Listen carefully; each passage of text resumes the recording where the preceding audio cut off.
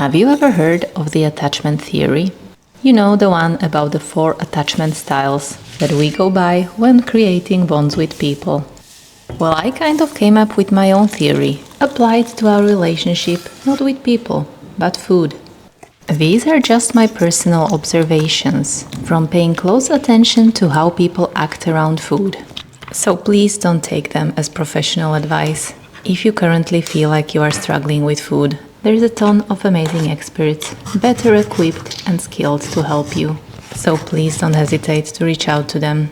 But as you're already here, I would really love to hear what you think about my food attachment style theory.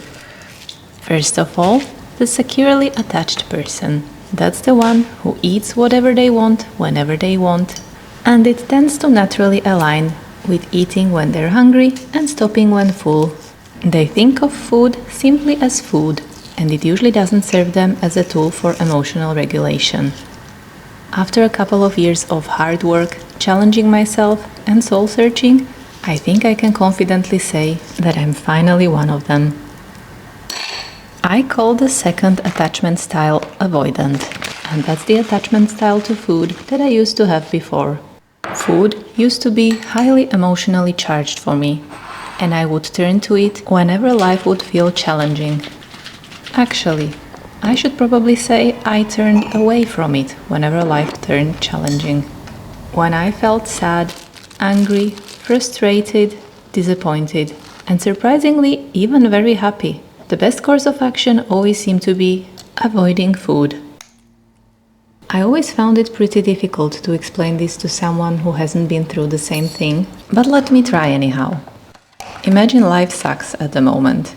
You feel like you really don't know how to deal with it, and you block all the thoughts about the difficult things out and replace them by focusing hard on food. You plan every mouthful, you track every mouthful, you try and keep track of all the lies you tell others and yourself.